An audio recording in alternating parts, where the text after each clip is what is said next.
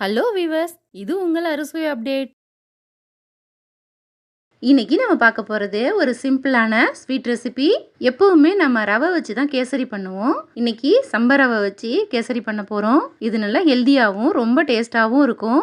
ஒரு 10 நிமிஷத்தில் ரெடி பண்ணிடலாம். வீட்டுக்கு கெஸ்ட் வந்தால் இது போல் கொஞ்சம் வித்தியாசமாக செய்து கொடுக்கலாம். வீடியோக்கு போகிறதுக்கு முன்னாடி சப்ஸ்கிரைப் பண்ணாதவங்க கொஞ்சம் சப்ஸ்கிரைப் பண்ணுங்கள், லைக் பண்ணுங்கள், நம்ம சேனலுக்கு சப்போர்ட் பண்ணுங்கள். வாங்க இது எப்படி பண்ணுறதுன்னு பார்க்கலாம். இது பண்ணுறதுக்கு ஒரு பேன் எடுத்துருக்கேன். அதில் 1 கப்பு வெல்லம் சேர்த்துக்கிறேன். வெல்லத்தை உடச்சிட்டு சேர்த்துக்கோங்க, அப்போ தான் அளவு சரியாக இருக்கும். அதே கப்பில் 3 கப்பு தண்ணி சேர்த்து இது வெல்லம் கரையிற வரைக்கும் கொதிக்க வச்சுக்கோங்க. இந்த வெல்லத்துக்கு கூடவே 2 சிட்டிகை அளவு உப்பு சேர்த்துக்கோங்க. இப்போது நல்லா கொதிச்சுட்டு வெல்லம் கரைஞ்சிடுச்சு. இதை ஒரு பாத்திரத்துக்கு மாற்றிக்கலாம். அதே பேனில் 1 ஸ்பூன் நெய் சேர்த்துக்கிறேன். நெய் நல்லா உருகுனதும் கொஞ்சம் முந்திரி திராட்சையை இதில் சேர்த்துக்கிறேன். நல்லா வறுத்துக்கோங்க. திராட்சை நல்லா புசுன்னு உப்பி வரும், நல்லா கலர் மாதிரி வரும். அது வரைக்கும் இதை வறுத்துக்கலாம்.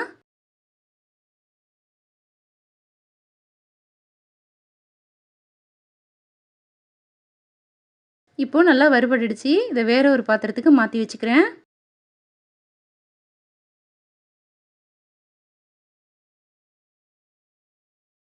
அதே நெய்யில் 2 டேபிள் ஸ்பூன் அளவு துருவின தேங்காய் சேர்த்துக்கிறேன். இந்த தேங்காய் சேர்த்து இந்த ஸ்வீட் பண்ணும்போது நல்ல டேஸ்ட்டாக இருக்கும். நல்லா இதை வறுத்து விட்டுக்கோங்க.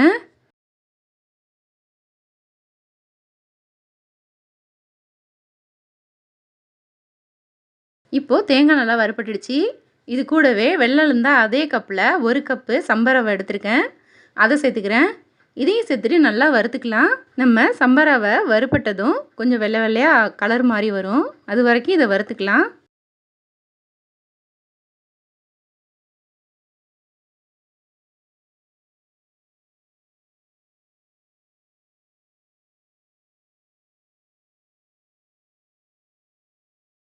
இப்போ நல்லா கலர் மாறிடுச்சு.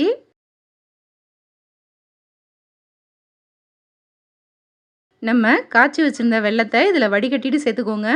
1 கப்பு சம்ப ரவைக்கு 3 கப்பு தண்ணி சரியாக இருக்கும். இப்போது நல்லா வடிகட்டிட்டு இதில் சேர்த்துக்கிறேன். சேர்த்துட்டு இது நல்லா கலந்து விட்டுக்கலாம். ஒரு 5 நிமிஷத்துக்கு லோ ஃப்ளேமில் நல்லா வேக வச்சுக்கலாம்.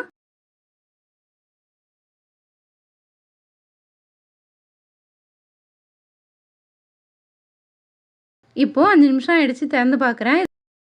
இதில் உள்ள தண்ணியெல்லாம் கொஞ்சம் வற்றி வந்திருக்கு. இன்னும் கொஞ்சம் வேகணும்.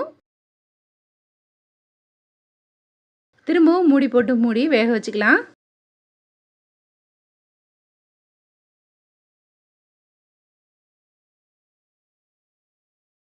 இப்போது திறந்து பார்க்கலாம். இதில் உள்ள தண்ணியெல்லாம் சுத்தமாக இழுத்துட்டு நல்லா வெந்து வந்துருச்சு. இது கூட நம்ம வறுத்து வச்சுருந்த முந்திரி திராட்சையை சேர்த்துக்கிறேன். வாசனைக்கு கொஞ்சம் ஏலக்காய் தூள் சேர்த்துக்கோங்க. 2 ஸ்பூன் நெய் சேர்த்துக்கலாம். சேர்த்துட்டு எல்லாத்தையும் ஒரு முறை நல்லா கலந்து விட்டுடலாம். இது 2-3 நிமிஷம் கலந்து விட்டால் போதும்.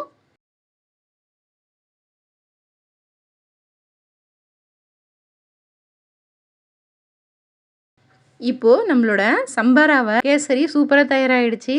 இது வாயில் வச்சதுமே அப்படியே கரைஞ்சிரும். ரொம்ப டேஸ்ட்டாக இருக்கும். இது போல் செய்தீங்கன்னா வீட்டில் உள்ள எல்லோரும் விரும்பி சாப்பிடுவாங்க. ஸ்வீட் சாப்பிட்ணுன்னு ஆசைப்படும் போது ஒரு 10 நிமிஷத்துலேயே இதை ரெடி பண்ணி கொடுத்துடலாம். நீங்களும் இது போல் ஒரு முறை ட்ரை பண்ணி பாருங்கள். இந்த வீடியோ பிடிச்சிருந்தா லைக் பண்ணுங்கள், ஷேர் பண்ணுங்கள். நம்ம சேனலுக்கு புதுசாக இருந்தால் சப்ஸ்கிரைப் பண்ணுங்கள். தேங்க்யூ.